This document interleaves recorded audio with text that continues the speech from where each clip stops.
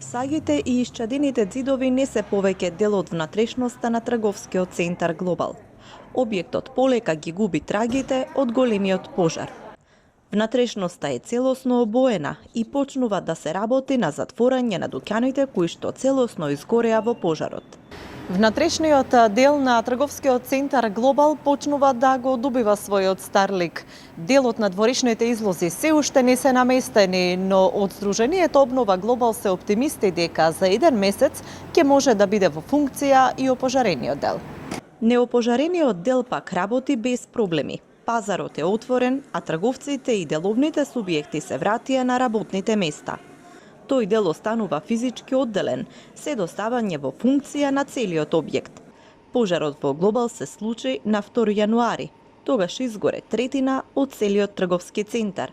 Штетите се проценуваат на над 1,5 милион евра.